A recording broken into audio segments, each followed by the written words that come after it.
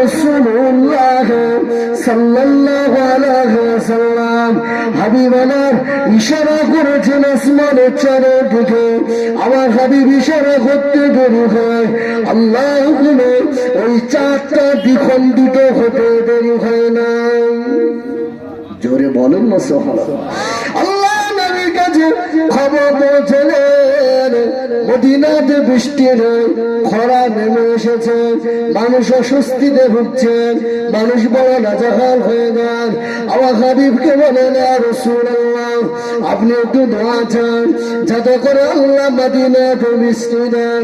আমার হাবিব দোয়া করতে দেরি, আল্লাহ মদিনার জমিনটাকে বৃষ্টি দিয়ে ভিজাতে দেরি করেন না।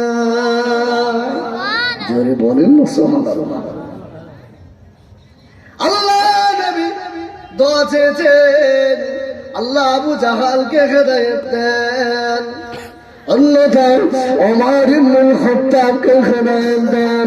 আবু জাহালের নসিবে তো কবুল হলো না।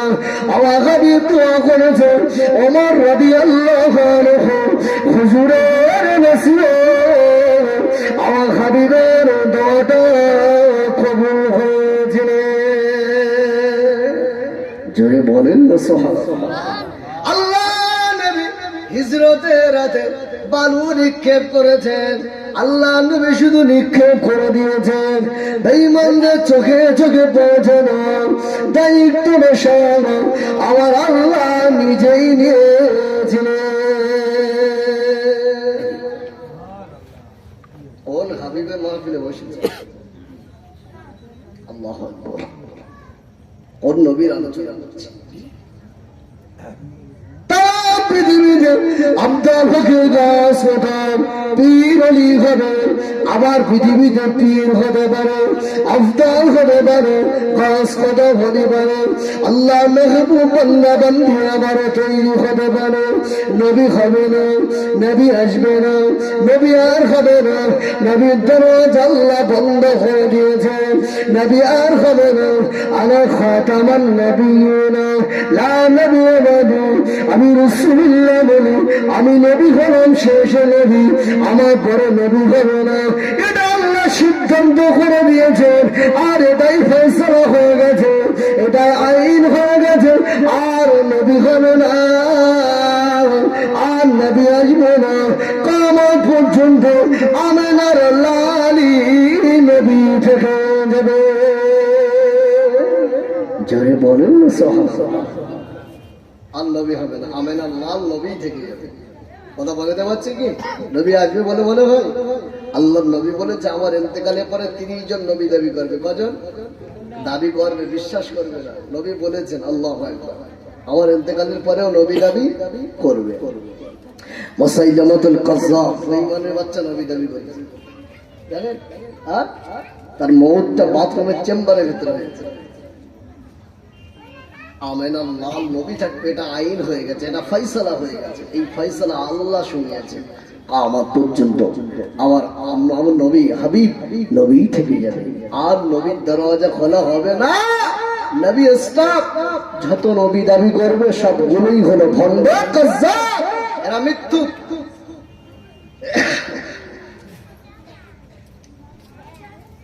আবার আমাদের ভিতরে কিছু আছে বলে গোলাম আহমদ কাদিয়ানি, নাম শুনেছেন? কথা বলে না, নাম শুনেছেন? গোলাম আহমদ কাদিয়ানি বলে আমাদের নবী। হ্যাঁ, নবীর সিলসিলা বন্ধ হয়ে গেছে, স্টপ মেরে দিয়েছে। আর নবী হবে যেই দাবি করুক সেটাকে ভণ্ড, কাজ্জাব, সে মিথ্যু। কোন নবীর মাহফিলে বসেছি যে হাবিব রাস্তা দিয়ে হেঁটে গেলে ওই রাস্তা দিয়ে কেউ গেলে সে বুঝতে পারতো এই রাস্তা দিয়ে আমেনার লাল হেঁটে গেছে। একটু মন খুলে বলুন আল্লাহু আকবার।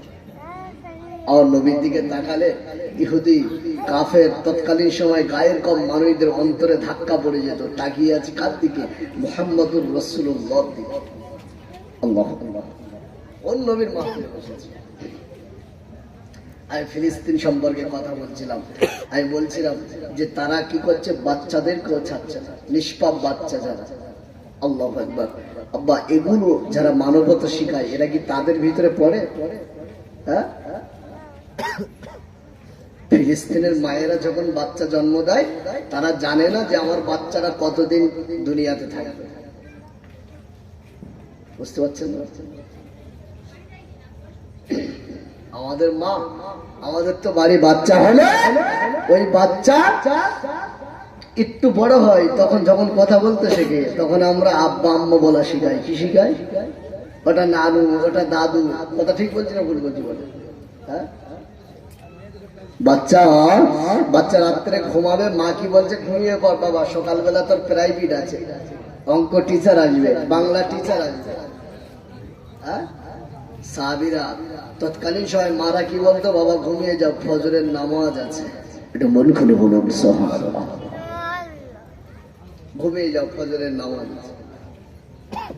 আল্লাহ নবী সাহাবীদের বাড়িতে যদি কেউ যেতেন জিজ্ঞাসা করতেন, সাহাবা হুজুর কোথায় আছেন, সাহাবী কোথায় গিয়েছেন। বাড়ির থেকে যদি জবাব আসতেন সাহাবী বাজারে গিয়েছেন, তাহলে বলতেন এখনই বসে যান, কারণ সাহাবী বাজারে গিয়েছেন, এখনই চলে আসবেন, বাজারে সময় নষ্ট করেন না। যদি সাহাবা হুজুরদের বাড়িতে যে শুনতেন সাহাবী মসজিদে গিয়েছে, তাহলে অপেক্ষা বাড়িতে করতেন না, কারণ সাহাবী মসজিদে গেছে, কখন আসবে জানি না। বাজারে গেছে বসে, এখন চলে আসবে, মসজিদে গেছে, কখন আসবে জানি। আমাদের উল্টো না, আমাদের বাড়ি যদি কেউ যায় বলে মসজিদে গেছে, কোন চলে আসবে নামাজ পড়ে বসো, আর বাজারে গেছে কখন আসবে কে জানে। আল্লাহ। আমাদের মা বাচ্চা কাঁদলে একটু কার্টুন ছেড়ে দিচ্ছে, তুই কার্টুন দেখে কান্না বন্ধ কর, আমি রান্নার কাজ শেষ। ঠিক কিনা বলে? কার্টুন দেখে কান্নাটা বন্ধ রাখ। আল্লাহ। বাচ্চা মা ওই যে শিক্ষা দিচ্ছে। আমরা আব্দুল কাদের জেলানির ঘটনা শুনেছি, তার মা কি মা, হ্যাঁ, হুজুরের আম্মা কি ছিলেন? মাঠ জমি যদি ভালো না হয় গাছ ভালো হওয়া সম্ভব? গাছ যদি ভালো না হয় ফসল ভালো হওয়া সম্ভব? ভালো আশা, খারাপ গাছে ভালো ফল আশা করা এটা বোকামি না? মা শিক্ষা দেওয়া উচিত কি ছিল ছোটবেলা থেকে? মা মাদ্রাসা। বুঝতে পারছেন না? মা মাদ্রাসা। বাচ্চা কি ছোটবেলাতে কার কাছে থাকে? মার কাছে থাকে।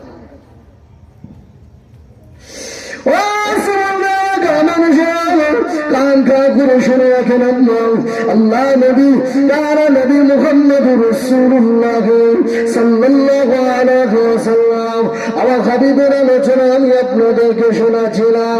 মানবতা শিক্ষা দিয়েছেন মুহাম্মদুর রাসূলুল্লাহ। আজ যারা সার্টিফিকেটটা পৃথিবীর কোন ডাক্তার, মাস্টার, ইঞ্জিনিয়ার দেন নাই, পৃথিবীর কোন মানুষ সাক্ষ্য দেন নাই, যারা সার্টিফিকেটটা আল্লাহ দিয়েছেন, ইন্নাকা লাআলা খুলুকিন আযীম। ও জওয়ানেরা, ও যুবকেরা, মুরব্বিয়ান কামেরা, কাল খাপে শুনে রাখেন, আমার আল্লাহর যে নবী হয়েছে, মুহাম্মদুর রাসূলুল্লাহ যে নবী হয়েছে, ওই নবীর আলোচনা মজলিসে বসেছি, ওই নবীর আলোচনা আজকে আমি আপনি করছি, কি লাভ? আল্লাহ নবী, তার নবী মুহাম্মদুর রাসূলুল্লাহ সাল্লাল্লাহু আলাইহি ওয়াসাল্লাম হাবিবের আলোচনা শুনলে এতে করে আমার আপনার ফায়দা আছে না নেই? অনেকে বলে জলসাতে কি হবে, গ্রামে দেশাঙ্গা বাঁধে। জলসাতে কি হবে? গ্রামে দেশাঙ্গা বাঁধে। হেদায়েত দেওয়ার মালিক কে? আমি? কোন হুজুর, নবী? কথা বলেন, হেদায়েত দেওয়ার মালিক কে? আমাদের বলার দরকার আছে না নেই? আল্লাহ নবী এক তারিখে মদিনা মসজিদ নববী শরীফে আল্লাহ নবী সাহাবীদের নিয়ে বয়ান দেন। আল্লাহ নবী সাহাবীদের নিয়ে কথা আলোচনা করেন। আল্লাহ নবী ওরা সাহাবীদের ভিতরে আল্লাহ নবী বললেন, বাবা সাহাবীরা, এখন যে ব্যক্তিটাই মদিনা মসজিদ নববী শরীফে প্রবেশ করবে, ওই ব্যক্তিটাই হলো আল্লাহ পাকের জান্নাতি মানুষ। জোরে বলো আল্লাহ নবী সাহাবা কেরামেরা বলেন হয়তো আজকে দিনে হযরত আবু বকর প্রবেশ করবেন, অন্যথায় ওমর প্রবেশ করবেন। সাহাবীদের ধারণা কিন্তু না দেখতে পাওয়া গেল ওই দিনে আল্লাহ নবী একজন সাধারণ সাহাবী মদিনা মসজিদ নববীতে প্রবেশ করছেন। আল্লাহ নবী সাহাবীরা লক্ষ্য করে আর নবী বললেন, সাহাবীরা দুনিয়াতে যদি জান্নাতি মানুষ দেখতে চাও বাবা, তাহলে আমার এই সাহাবীকে দেখে নাও, ইনি হলেন জান্নাতি সাহাবী। আল্লাহ নবী মুহাম্মদুর রাসূলুল্লাহ সাহাবীর অবাক হন। আল্লাহ নবী এমন করে 3 দিন আল্লাহ নবী ওই সাহাবীকে জান্নাতি বলে ঘোষণা করলেন। 3 দিন আল্লাহ নবী ওই সাহাবীকে জান্নাতি বলে ঘোষণা করলেন। আল্লাহ নবী আল্লাহ রাসূলের সাহাবী যখন 3য় দিনে এলেন, আল্লাহ নবী আল্লাহ রাসূলের সাহাবীকে জান্নাতি বলে ঘোষণা করার কারণে আমার নবী পাকের সাহাবী দাঁড়িয়ে গেলেন, ইয়া রাসূলুল্লাহ, ইয়া হাবিবাল্লাহ, হুজুর আমি একটু অনুমতি চাই ওই সাহাবী ভাইয়ের সঙ্গে কথা বলার। আল্লাহ নবী আল্লাহ রাসূল সাল্লাল্লাহু আলাইহি সাহাবী ওই জান্নাতি বলা সাহাবীর সঙ্গে কথা বললেন। ও রাসূলুল্লাহ, সাহাবী ভাই, আমার আপনার সঙ্গে আমার আব্বার সঙ্গে একটু মনোমালিন্য হয়েছে, আপনি কি আপনার বাড়িতে আমাকে মেহমান হিসাবে নেবেন? আপনার বাড়ি থেকে আমাকে নিয়ে যাবেন? আল্লাহ নবী ওই জান্নাতি সাহাবী, ওই সাধারণ সাহাবী, এই রাসূলুল্লাহ সাহাবী আব্দুর রহমান ইবনে আওফ হুজুরকে সাথে নিয়ে বাড়িতে চলে গেলেন।